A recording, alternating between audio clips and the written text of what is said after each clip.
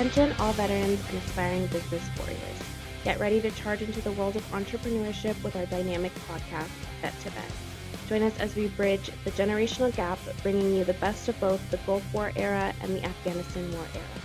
From the battlefields to the boardrooms, we'll share the frontline strategies, hard-earned wisdom, and insider tips to help you conquer the challenges of business ownership. Stay tuned for some straight talk, occasional humor, and valuable insights to navigate the trenches of entrepreneurship. Welcome to Vet, where the spirit of service meets the drive to success.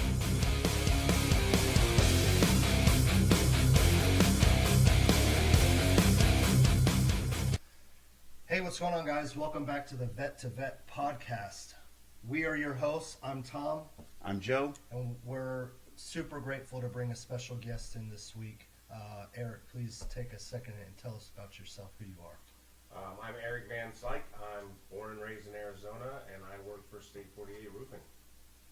Super happy to have you, man. Appreciate it. Eric's got a lot of insight, not just on the industry side of things, but just as a human being. Great person. Happy to always work with you, partner together. So we're going to pick your brain a little bit today. All right. Appreciate the kind words. Real quick, I was fortunate enough, I don't know if you know this, but I've got some stuff to brag about you, okay? So Eric Van Slyke, first of all, his numbers are very impressive. He hit $1 million in his 7th month in business. Last year's average ticket price was $7,800. This year his average ticket price is $11,923. He's the only rep with an average ticket of over $10,000 per job. His total sales for the whole time he's been here is $2,357,357.83. Down to the penny. Yeah. I'm sure you talked to the redheaded roofer then. Right. Yeah. Average ticket $8,930, which is the highest of any sales guy right now. He sold 264 jobs to date. First job that he ever sold was February 16th of 2023. Highest price job was over $60,000. So I think listening to what Eric has to say and what he's bringing to the table, not just for entrepreneurs, but even more so for intrapreneurs, is a great testament to the hard work that you're putting in. Yeah, absolutely. So that growth was in just over a year? Mm-hmm. Yes. So our training, there's one sale that's like $2,000. That's the February 16th. I started March 1st, so just over a year. Wow. That's not bad. Yeah, Awesome. It's taking my medical background and solving problems and putting it into sales, and it works for me. So you went from a medical background to roofing. Correct. Well, I went baseball, medical, and then roofing, so I worked my way up. So give us a little bit of background on those two pieces. Tell us a little bit about baseball, because I'm sure you probably learned some lesson from there. Same thing on the medical side, and then how we got to roofing. Well, absolutely. So being a baseball player, I played in the minor leagues with the Royals organization. I was a pitcher. So trying to command leadership on the team, on the mound, on the field, and that competitive edge, it goes unmatched.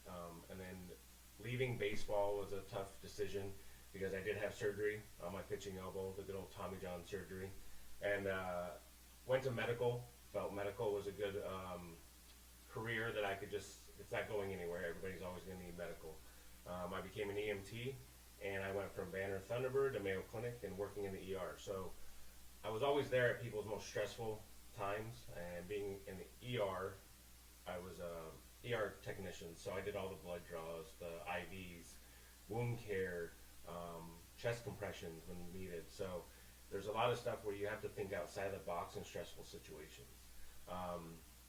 COVID hit, it was stressful for everybody, but that wasn't the reason I left medical. I still stayed in it for a few more years. I just left the ER and went to orthopedics. So now I was the cast tech. So I'm sitting here trying to think outside the box when it comes to splinting, bracing, casting, but also the only time you're going to be able to heal is in a positive mind state. So I was able to really make it my own and really stand out from the crowd when I did casting work.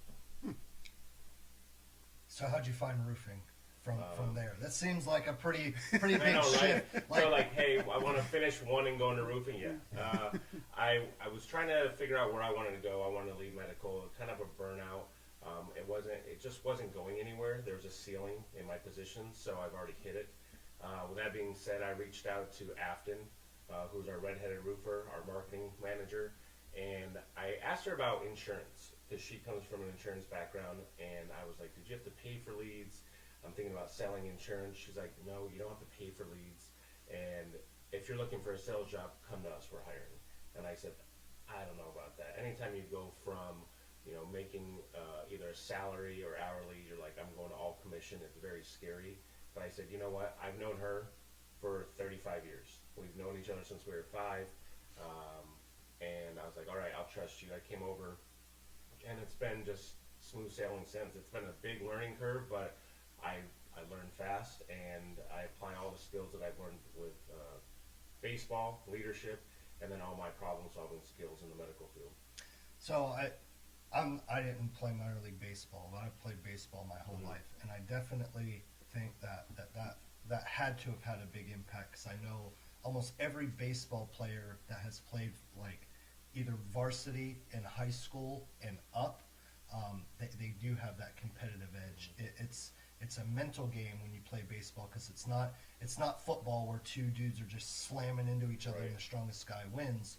Baseball is a chess match. It's very strategic. Like, you have to be dialed in, and I think that translates really well into the business area, especially if you're like in a commission-based area. Anything where you can lean in on yourself, you're going to outperform the next person. Absolutely, 100%. And it's one of those. I always say, failure to prepare is preparing to fail. So it's the same thing in baseball. If you're not scouting the other teams, you're not going to do well. You can't just show and go, get out there and just hope to strike out a guy you know nothing about. Right. You might do it, you might not. You might get embarrassed. So it's the same thing in sales. You're preparing the night before. There's a process, and our sales manager Carlos does a great job of instilling the process with us, and just really digging deep into us to make sure we're doing it on a daily basis. And if you stray from it, you're going to wonder why you didn't get the sale. But as long the prospect changes, the process does it. That's great. Cool. Well, we're going to touch on a couple things real quick. So for anyone that's listened to the podcast so far, I'm a very big proponent for personal excellence. I think the more time that you spend dialing in and perfecting yourself, mentally, physically, spiritually, emotionally, when you spend that time diving deep on yourself, it really translates over to everything else that you do in your life. Your relationships, it translates over to your business, translates over to how you perform, kind of like what you were just saying. If you fail to prepare, you're going to fail. So both of you guys have really taken a deep dive lately on really honing in how you can excel on a personal level. So I know that you both have a great story, and the journey never ends. My journey is far from over as well. But tell us both how that process started and what it's done for you so far. Well, for me, I mean, just, I guess last year at one of actually it was our last annual meeting we had, and, I had started chemo 2 years ago. Was it 2 years ago? I think it was. Yeah, I think it was September. Yeah, Yeah. So I was diagnosed with colon cancer. Took a pretty big hit, and I had to go on chemo. I was on chemo for 6 months. I was like, all right, I'm going to lose my hair. I'm going to lose my weight. I was prepared for it. Well, what I wasn't prepared for is I didn't lose any hair, and I gained 40 pounds, like, immediately. So at our last company meeting, Tom's like, all right, company goal is you're going to be down to 180 by June. I'm down 100 and, not 100, I'm down 30 pounds as of yesterday. Congrats. So, it's been quite the journey, and that actually has improved, my ability to climb on a roof, get into an attic. Just my energy level has gotten a lot better. My focus is better now. So, focusing on myself and gaining that has tremendously helped from the business standpoint. I know that I've been able to focus more on what we do, and it's maybe a little bit more hungry to keep improving. So it's been quite the adventure over the last 5 months. Absolutely, I can only imagine. And that 30 pounds is down from 2 months because I was lazy ass for the first 3 months of this year. Mm-hmm. But the last 2 months I started eating only meat, which has been tough. But it's just fallen off. So it's working great. Well, that's great. It's good to hear. You got another great story for your journey, because I remember the first time I met you, and you looked like half the person you were then. Right. Yeah. So, coming from a baseball background, when I was in shape playing baseball, it's easy. I'm getting in shape to play baseball. It's just that was my job. That was getting in shape for, like, training. When you're not on the field, you're practicing your training, right? You're in the gym. It's easy to be in shape. Now try to be in shape while you're having a career and that kind of stuff. Not so easy. So I kept telling myself, oh, I can do it. I can do it. I can do it. You get in the gym once or twice, and then you make excuses. Too busy, too busy. Got to the point where coming to State 48 Roofing, Jason is a big proponent on PPFs, personal, professional, and financial goals. And he always wants us to have the best version of ourselves. So he really strived to, get in the gym. And he doesn't make it mandatory, but he really wants us to be the best of ourselves, our best version. So it got to the point where January hit. I went to a couple seminars and where fitness was a big thing. And I didn't want to be embarrassed. I was tired of seeing pictures where I was overweight. And January 18th, Afton, actually, she recommended a trainer for me. And I was like, that's a lot of money. That is a lot of money. I'm like, all right, I'm doing well in sales. I can afford it. But do I want to pay that a month? But then I started, when you pay attention. So I pay the money, and I don't make the excuses. I show up. So having that person, that accountability partner, that trainer, I show up 3 times a week. I was able to go from 265 to 227. And then once I hit that goal, then my weight started going up, but that was because I was putting on muscle. So it was a good change, because it was allowing me to be consistent and figure out how to balance my workday with my gym. So I learned that if I say, hey, let's do the gym in the evening, I'd make excuses and reschedule. If I did it first thing in the morning, the day doesn't get away from you. So as long as you make it a priority, it's not like, do you make time? It's, are you making it a priority? And so that was the biggest change that I did. I did similar to you. I did the carnivore diet. So my trainer wanted me to really reset everything. So I did the carnivore diet. I even did a water fast for 4 days. No, 3 days. That was tough. Yeah. No, I take it back. It was 4 days, because he said 3 days is easy. The 4th day is where it really kicks in. It was none of it was easy. So, but it was weird, because the 4th day I got that energy. That everything kicked in. So Might try that. it was definitely worth it. I don't know. It's going to be a while to forget the process, so I could do it again, because right now I still remember it very vividly, because it was only last month. So, but yeah, I feel better. I went from a double XL to an XL and dropped down from a 40 waist to a 34. So Nice. it's changed quite a bit. And, I feel it helps in sales, because your confidence is there. You're there. You're Yeah. able to walk in a room and actually feel confident, and you're not hiding yourself. Because one thing he noticed is my posture was really slumped over. And I said, oh, am I just getting curvature? And he goes, no, it's probably your confidence. And then sure enough, as soon as I started losing weight, it started straightening back up. Yeah. So, I've noticed that lately when I go into presentations and stuff. I feel different. Yeah. I don't feel like I have that 40 extra pounds of Right. freaking chemo weight. Right. Fucking chemo. yeah, no, I get it. And it's one of those things. We have 2 of the big ladders. They're heavy. They're like a good 20 pounds heavier than it. It's like 3 feet higher, and only the sales manager, who's 6'7", has one. So when I need a new ladder, I got one. And I was like, there's no way I'm gonna be able to lug this at every appointment. And that was just like my everyday ladder. Now the other guys, I know they can't lug them around. Yeah. So That's kind of a great. joke with him, but it's the tall ladder, so it's fun. It's for high performers only. Exactly. Yeah. Yeah, exactly. It's not for the faint of heart. That's right. No, man, I love this story. I think I'm proud of you, man. Like, I appreciate it. It's, yeah, I'm sure you're even more proud of yourself, because I know you've come a long way. Mhm. And don't stop. Oh yeah, Don't I'm stop, not. man. It's become a habit now. Like they always say, what 90, 100 days. Every guru says there's so many days that make a habit, but it's instilled in me, ingrained in me. So, What was the hardest part of the carnivore for you? getting creative. It's just when you go out, it's like, all right, what am I eating? And it's like, okay, let's do this. And after a while, it became easier. And then, I like meat. Yeah. So I tried being vegan for 2 years. That did not work for me. So now it's like the opposite. I could never even attempt that. Yeah. I'd eat corn. That's it. Yeah. My first week and a half was probably the hardest for me because my family, they're supportive, but they're not as supportive as they could be. Like there's potato salad sitting in there, all the stuff that I like oh my God. Yeah. But after about that week and a half, it's like I don't even have those cravings Right. anymore. It's pretty like the looks you get at the restaurants. You're like, I want the steak. Yeah. You want inside nothing? Steak. Well, I just want the steak. Yep. And then it's just people getting used to it. Like when you go out, oh, Eric's only getting steak. So they feel like they have to cater to you when they have parties. I'm like, no, I'll worry about myself. Right.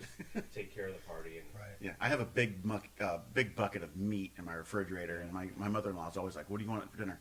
I have a bucket of meat. Yeah. She goes, "What do you want? A salad? Did it have a face?" No, I don't. Yeah. Or you order from the barbecue places and you do all their sides and then just have that as your meal prep. So you Yeah. always got it. So That's a great, yeah. No, I think if you could smoke like a freaking 20-pound brisket, yeah, that'd be like a week's worth of food. go to Chipotle and ask for that meat, and then you keep looking at what else. That's it. And they give Just you a look. put it in a bowl. Yes. Yeah. Yeah, I made an Alfredo last night. It was freaking awesome. Yeah. Cream, cheese, and butter. I was gonna say, do you just go back and forth between like chicken and beef? So mine was 90% red meats, and then I would mix in the eggs, the fish, and all that kind of stuff. So I'm going to fish. Yeah. I'm so tired of chicken. I've got a great blackened salmon recipe. If you guys like Oh, salmon, absolutely. that's the best way, especially on the Blackstone. Well, as we wrap this up, I want that. There Okay. it is. Okay. That's gonna be our breakfast. Yeah. I'll hook you guys up. Yeah, that's a hidden secret. There you so, go. So yeah, the weight loss, the working out. As I put the whole gym in my garage. And Jen the other day, she's like, "Are we just gonna sell the gym?" I was like, "No, I'm gonna get out there. I promise." That's the only thing I haven't done yet. Is I can't find that motivation to wake up in the morning. I hate to use the term motivation. I can't find that discipline to wake up in the morning just to get out to that goddamn gym. But I don't know. well, it's how bad do you want it? You know? Well, again, I go back to Apparently it not goes very back to that much. company goal because I hate failing on a goal. And I guess that just goes back to just the military. You have a project, you're going to do it. The mission's just going to get done. You have that goal, you have to do it. So it's just a matter of setting that I was mindset. gonna say, if you got to walk outside the wire and it's at 4 a.m., you're not gonna be late. No. I think the hardest part for me is you have social drinkers and stuff like that. I'm a social workout person. I like to have somebody there to work out Yeah. with. So my social workout is I put on a podcast. I'm absorbing dialogue while I'm working out. I don't put on Rage Against the Machine. Oh, I do. I don't I don't do any of that. I listen and I engage, and to me it's almost like prepping for a game. You know what I mean? Before I walk out this door, my game face is on because I've done the preparation in advance. For me, when I do work out, it's a time for me to really just shut down. The only thing I have to do is focus on the number of reps, the number of sets. That's all I have to focus on. Just putting the weight up. And so again, having somebody there to just kind of for me, it's just it's more like a competition, I guess. I like that competitive nature. So again, that's it's something new for me. I'm gonna have to try and figure it out on my own because Jen's not getting out of the gym with me to lift weights. Yeah. I don't see her out there bench pressing. And I've done this for so long. I actually don't like going to a gym. I like having my own dedicated space because I don't need an accountability partner. I don't need someone to motivate me. I've got the discipline to get up every day and do it. But I do like the gym in my garage. it takes time. Like Yes. you even mentioned that key phrase where now it's a habit. Yeah. That's I've been in the same habit for 5-6 years now. I got to make the habit. Yeah. And it's your support system too. So my girlfriend Amanda, I'll be like, hey, I don't feel like going to the gym today. She's like, all right, well, let me know when you get home from the gym. I'm like, touche. I'll call you in a little bit. So she's pushing me too, because you'll get that partner that's like, oh, you don't want to go to the gym? Cool, come lay in bed, come just hang out. Yeah, Like the snuggle. That's it. Just be there with the partner. But sometimes you have to recognize, like, if I'm not healthy, I'm not going to be there for you. Right. So that's the biggest thing. So That's a good way to look. That was my whole mindset when I got diagnosed with cancer. Is I got to be here. So maybe I should take that mindset as well. Yeah. No, it's 100%. I've been telling you that in different ways for the last. Hey, sometimes it takes somebody else to say it. I know. Yeah. There's like that carnivore thing with the fitness group that I'm in. Oh yeah. Yeah. Freaking so angry. For 2 months now, I was sitting there just harping on my little fitness group that I'm in. It's my wife, her friend, and my niece. And I'm like, carnivore. I'm losing weight. It's just dropping off me. And they're like, yeah. And then they watch a TikTok video for 37 seconds. Some guy going, ooh, carnivore. And they're like, ooh, we got to do this. Well, I said, are you kidding me? You can eat as much meat as you want. I know. And then you're shredding. And like, so my trainer would have another client, and she kind of dropped off. She made a lot of excuses. And he was like, well, here it is. Here's his results. He's getting them weekly. And she's like, oh, it does work. Like, she had to see it, because there's always those people with the microwave mentality that they want it done instantly. Yeah. So it's not going to, we all know that's not going to happen. Microwave mentality. That's right. I swear the microwave is the downfall of society. I know. Yeah. Everybody No, wants it now. Well, it's just like, people that want to lose weight and they just go to like a chiropractor or like a little get fit quit place, and they just sell them like shots of Ozempic and shit, and it ruins people's lives, but they get that instant gratification. It's all they care about. And I fell into that. For a good month and a half. I didn't do Ozempic. I did semaglutides, and sometimes it works for people, but there's different. There's a lot of side effects that if you're not diabetic, that kind of thing. It's like, yeah, it's a cheat code, but it's not instilling what you need to do Right. to maintain it. It's just Right. going to come right back. Yeah, I think I took a deep dive on a lot of fitness stuff, especially related to weight loss when I started my weight loss journey, 8 years ago, and those are the statistics where the majority of people that lose weight within a 90-day period and then stop their diet. That's why they say don't diet. You have to make a lifestyle change. They put the weight back on times 2. Okay, so when all you do is try to focus on that short-term weight loss, it's short-lived, obviously, but yeah, it comes back twice as hard as before. So it's that yo-yo effect, Right. Yo-yo dieting. I've seen that a lot, especially when I was deploying a lot. 90 days gone, 90 days home. Every time you'd leave and one of your buddies is like, man, you've lost like 30 pounds and you look great. And then we go home and come back. I'm like, damn, dude, you put on like 40 pounds, and then he'd lose 40 pounds. And then, the cycle again, dude, you look like you lost 50 pounds. Now you look like you gained 60 pounds. Exactly. And it for years, people do this for years. And it's worse for your body to yo-yo than it is to just stay fat. Yeah.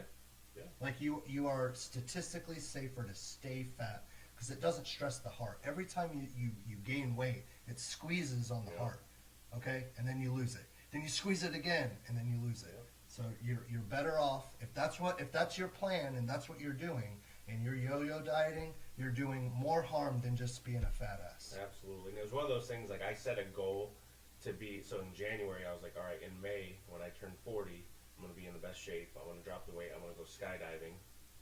And part of my goal was met. I dropped the weight, got in better health. But it was one of those things I learned along the way was when I wake up, do I want to wake up sore because I just got done killing it in the gym? Or do I want to wake up sore because I'm fat and out of shape?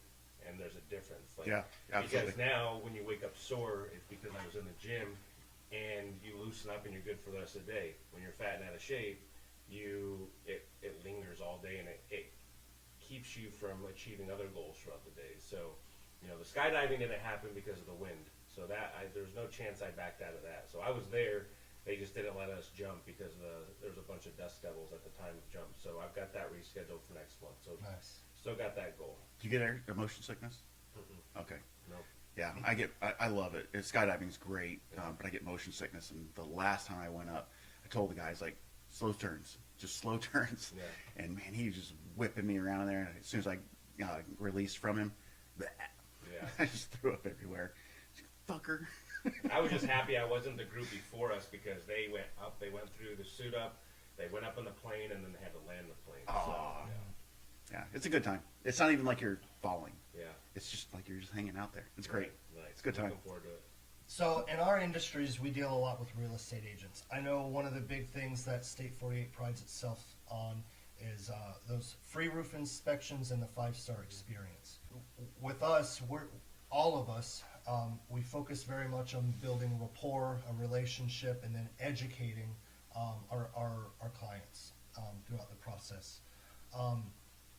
I know that we've had this conversation, and you and I have too.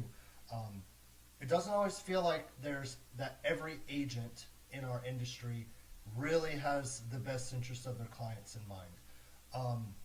So I'll go first, but I want to talk about some of the things that we see really good agents that do well, and some consistencies that we're noticing with the agents that aren't doing as well as others, and maybe offer some insight, perspective on some of the things. So a lot of agents that I've seen that do well are really the ones that truly care. And when I say that, like I've seen agents have a house that needs a new roof, $33,000, concrete tile roof. It's old, it's a big house, and sellers are like, I'm not giving you a fucking dime for that roof, and they're like, the house is beautiful, everything else about it is fine, but it needs a $33,000 roof. And then like the two agents will kick in like $8,000 commission on both sides, and then try to figure out a way to make this deal happen, because they do care about the quality. They want to work with a company that's going to give their client the best product. And then on the flip side, I've seen where some agents give zero shits about the quality of a roof. Yep. All they care about is that bottom dollar price. You work in roofing, so why do you think that is, and how can we fix this? I definitely agree with you on both sides of the spectrum. You've got the one agents that definitely care. They want to make sure they get the best for their homeowner, and that's why they succeed. On the other end of the spectrum, you get the ones that I feel like are more money driven. They've got mouths to feed or a lifestyle to maintain, and it might be the younger ones. And I think it's just they're not educated on the process and the long-term goals from maybe a veteran real estate agent that can coach them, mentor them. So whoever got them in real estate didn't really guide them the right way, because one of our core values is add value and educate. So we try to do that with not only our homeowners but our inspectors, with our realtors, and we really want to let them know the whys. We're here to tell the story about the property that they're investing in, because this is their biggest investment of their life, most likely their first home, or even if they've done it before, they might have gotten new builds and never really had to go through this process of considering the roof. And when they bring out, the realtor brings out you guys to inspect the home, I always tell them, hey, they're there for face value when it comes to the roof. They're going to look for the obvious, but it's your job as a realtor to bring out that roofer and do a deeper dive into the roof. Just like on the pool, when it comes to plumbing, you guys are going to make sure everything works and is functional, but you want you're like a general doctor. We're the experts in those scopes. So we do a deeper dive. We're going to let you know, hey, we've seen this fail at this time, approximately. It's hard to give an exact date of life because things change, extreme weather events. We don't get hurricanes and all that, but we get the microbursts. We get monsoon season. You'd think that some of our hurricanes. Absolutely. We get our yearly rainfall in a week span in our monsoon season, right? So we try to convey that, and it's not always about making the sale. So you're never going to get that buyer that says, oh, I remember him because he got me a $3,000 credit and we didn't put it towards the roof. They're always going to remember that realtor that says, they got me that $3,000 credit, I went with the cheapest roofer, and now that roof failed. Why am I going to remember that realtor and take anything or refer them again because they gave me bad seeds, right? Right. But when you get that one person that really fought for that roof, and we put a new roof on and it didn't leak the whole 15 years, it's like, that guy's awesome. They become friends. Like I notice a lot of realtors, when they do such a good job, they actually become a real close friend to that person, and they refer them constantly, or they go out to social hours. Even if it's once a year, you always touch base and remember the good experiences. But they're really going to remember the bad experiences when things fail. Like, you got me a bad inspector. Like, they didn't find the foundation issues. Right. They didn't find this and that. And it's like, okay, well, again, it's face value, but it's the due diligence of that realtor, bring out the right people to make you have the best bang for your buck. So putting good money into the house, not, just throwing it out there up to the wall and hopefully it sticks just to make the sale. So,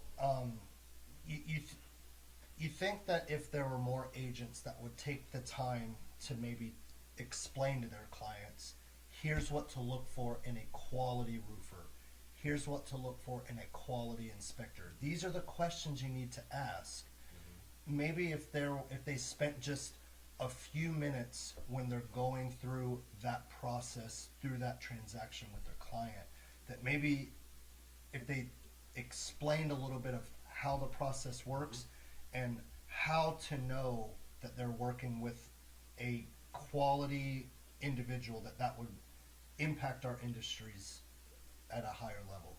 Absolutely. So it's one of those things, ask questions. There are over 900 LLCs in Arizona when it comes to roofing, so there's no shortage of cheap labor. Crap. You're always going to find someone that's going to be in your budget, whether it's a Band-Aid, but we always say you don't want to put good money in a bad roof. So with that being said, ask those questions. Are they W-2'd? Are they subcontracted? Because a lot of times when they're subcontracted, the general contractor is only responsible for the liability insurance. The workers' comp falls on the subcontracted company. And it's kind of like the tags in your car. Is it up to date? Did they pay it? They might have it, but they might have missed a month and it's lapsed. And it might be at that time where something happened. So if they get hurt, they can sue the homeowner, right? They can cut a finger off with a saw. They can fall off a roof. That falls under the workers' comp. We have that we have workers' comp, liability, insured, all that good stuff. But you also want to look at the track record, because in roofing, it's not like electrical. When you do electrical and you got to have an inspector come out and make sure it's up to code. Roofing, yeah, we bring you up to code, but there's nobody to hold you accountable. So when somebody cuts corner and doesn't put drip edge on the house, or they reuse flashings, or they don't add ventilation per code, because in Arizona they knew how to build these houses back in the day with the gable vents. They knew how to build them, but they didn't know how to ventilate them. So now we're adding ventilation, which actually increases the lifespan of the roof. So it's all these different questions you want to ask, and because we're not going to be the cheapest, but we're also not going to be the most expensive. It's quality work, quality materials at a fair price. Well, that's the difference. Do you want to eat at McDonald's and just get the job done, or do you want a steak dinner? And it's an overall experience, because Sure. it goes from the gas stations. We're the QT, versus the Circle K. You walk in, and every time you walk into QT, you might be spending another $1 on your energy drink, but it's the experience knowing that QT's my it's always favorite. going to be clean. It's always, even in the bad areas, they're going to have security there. You know what I mean? Like Circle K, it doesn't matter which one you go to. It always seems like it's never what you like. From a realtor standpoint, I can sometimes see, and you and I have talked about this ad nauseum. So I can see from a standpoint from the realtor that they have a fiduciary responsibility to their client. They need to make sure that that they're looking out for their finance, because their budget, and making sure they don't blow the deal. But they have that responsibility to their client. So they're trying to find the deal. But I think that when you do that, because we experience it with just our service.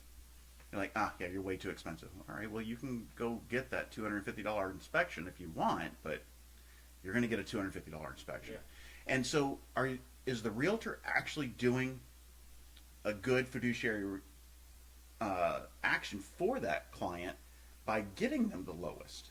Yeah, you saved them some money on the roof, or you saved them some money on the inspection, or you found the cheapest sewer scope that there was, but did you really help them? And I can see where they're coming from to save that client that money, but in the long run, they're really not. And I think that, to your point, that's where the good realtor is separated from the great realtor. it's those great realtors that they're not sitting there trying to nickel and dime all those ancillaries in for that due diligence period. They're going, you know, PPI, sir, it gives an awesome inspection. I know they're not the cheapest, but we're going to go with them. I think you should use them. Here's your 3 choices, but let's call them first.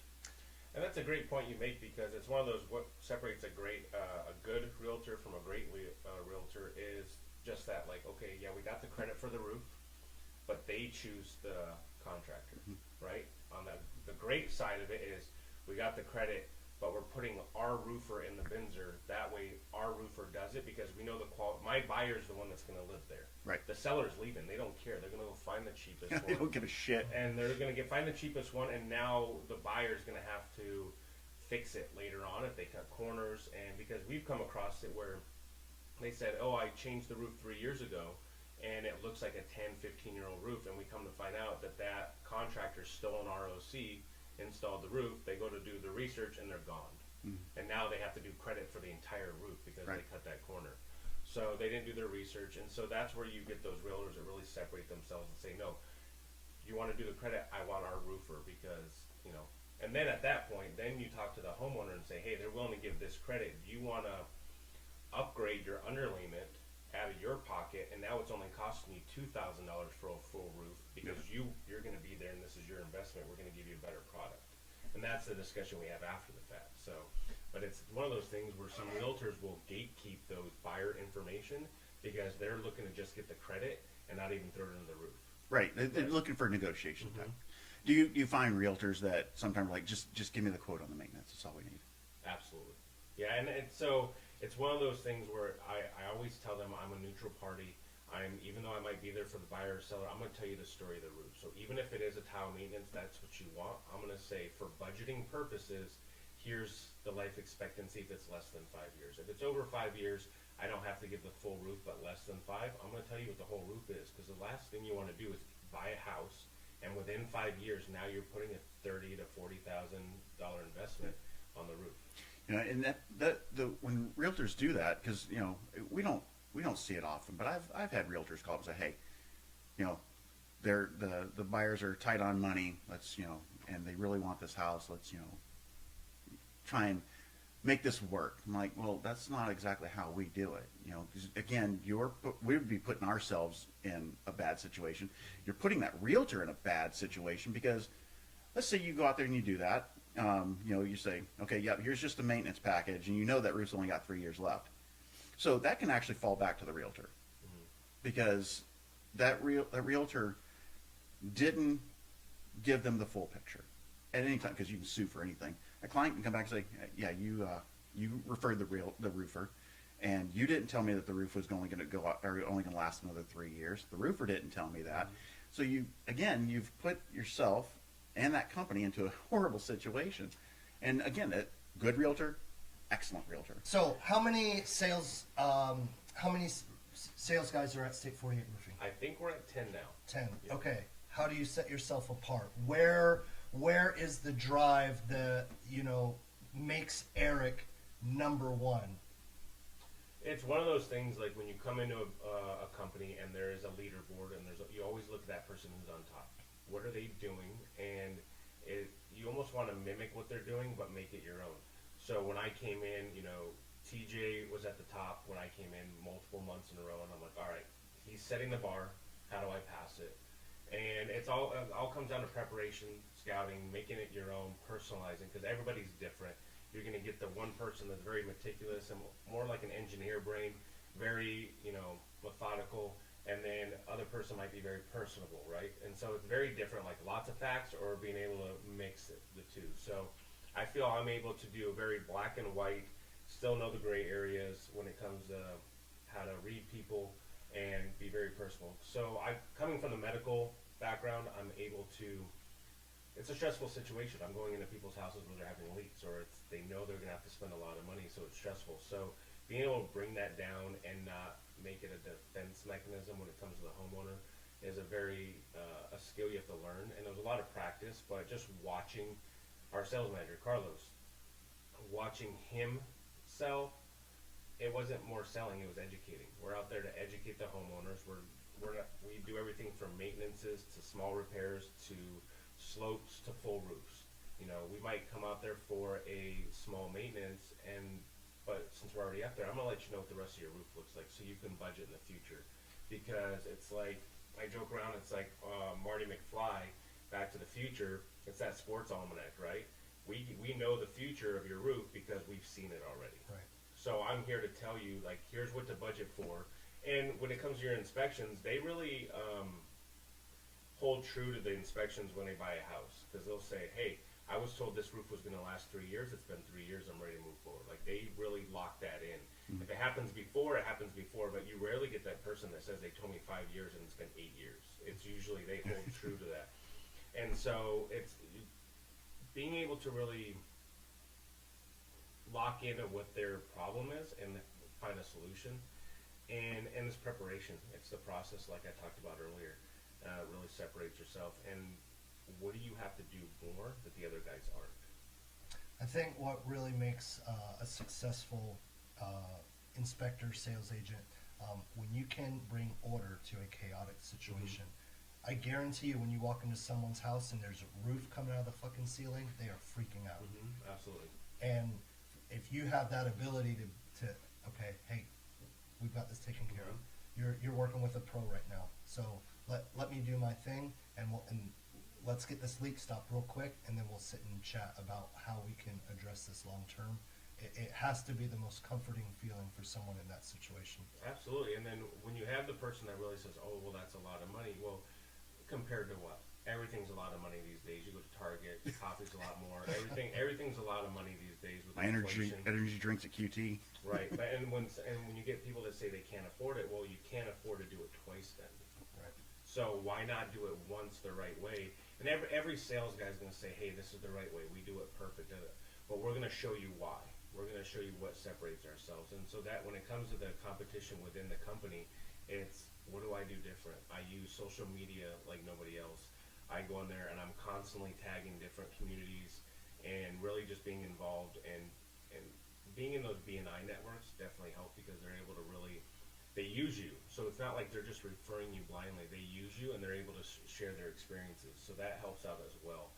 And just, preparing the night before is the biggest thing. Like knowing what kind of roof you're getting onto. If you're going to have to two-stage it, if you're doing this, you can, if it's an aged roof, you can prep how much you think it's going to be and then find out everything that you can call out on personal inspection. So Internal competition. How competitive are you guys? Within myself, I'm always trying to be better than yesterday. It's very cliche, but it is. It's just, I see now that I'm in my second year, I'm looking, what did I do last May? And I want to be better, right? And then when it comes in with a company, when I first started in sales, I have no sales experience. It's just problem solving in the medical field. So the success I've had has been that eager to learn, eager to do better. And it's one of those things like, oh, he's beating me. Now I'm going to push a little bit harder. I'm listening to that extra podcast. I'm going to get that extra edge and do that personal growth because I know it's going to reflect. I'll have those internal dialogues with myself and the scenarios like we can call and role play with our coworkers, but always they're not available. So I'm having that internal role play with myself and I say, hey, I'm going to practice on this homeowner as I walk in, these one-liners and see if that resonates. And it does. And so it's just one of those things. If you follow the process, they never fail. I mean, you're going to get the people that say no, but it's constantly just keep going through it, and then it becomes secondhand. So, Tom read off your stats, which honestly are pretty impressive. Yeah. So you've had a lot of success within just over a year. What is it about your sales technique you think that has really driven you? Was it listening to podcasts? Was it something you just naturally just developed? What was it that it allows you to drive Eric's brand? So what I do is when I was doing my training, riding along with different people, our sales manager, it was one of those listen to everything they have to say and make it your own. When you go to these seminars, you take what you can and leave the rest. You don't have to be 100% enthralled in every seminar you go to because it becomes more brainwash. I look at the tidbits with me being new. I'm going to use this. I like that. none of this I really like. Like, it doesn't resonate with me and my personality. And so I take those and just my baseball mentality. I don't want to be last ever. I always want to be on top. And what do I have to do to be on top? And so when it comes to sale, bringing up a proposal, and I'd rather cut my commission significantly to make the sale, because the sale is better than no sale. What is my commission on zero? Like zero. Yeah, I had a real estate agent about 3 months ago. He buys leads from Open Door, which is cool. And he said that it's expensive. It's very expensive. He said, but $1,000 is better than no $1,000. So. Absolutely, and I'll do the door knocking too. We've talked about having certain days where we go door knock, and the guys aren't big on it. We do this thing called a 6-pack, but it's like if you're at one inspection, you go knock on the doors around it, but it's more of an informational, like, hey, we're going to be working on their house. If there's any issues, here it is. We do free inspections. Here we go. Now, when it comes to actually door knocking, I'll be driving around the neighborhood and I see stuff that stands out. I'll knock on the door, and it's not that pushy solar. I'm here to say, hey, did you know this is what I see? Do you want me to take a look? And then if not, research me to know I'm legit and I'm not storm chasing. So I've already bringing down that wall that they think I'm there to storm chase, and I've only had one door literally shut in my face. I like that you brought that up, because I was at a phase 3 inspection.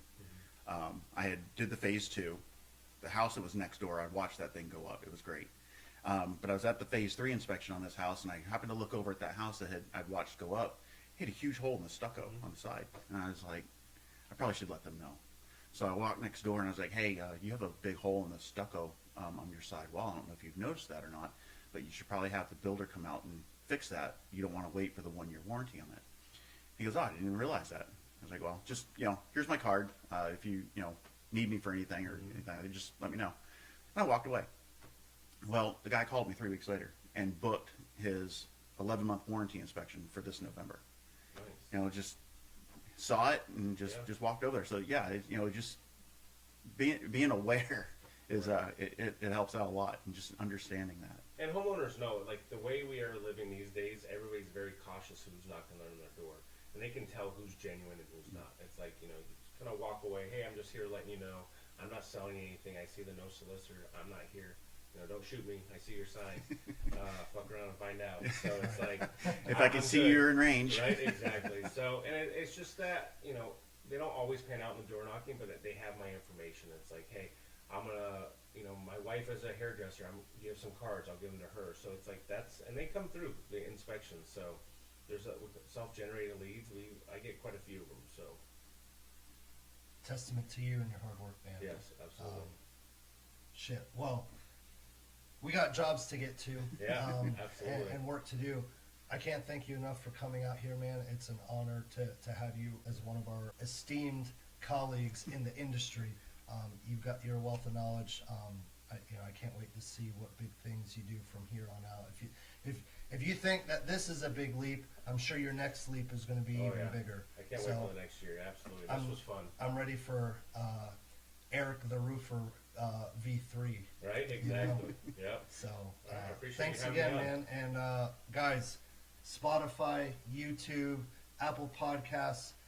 If you're not following us, you're missing out. Great content like this, all right?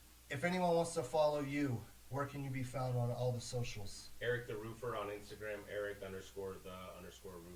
You can find me there. Perfect. Okay. All right, guys. Until next time, work hard, get out there and crush the day.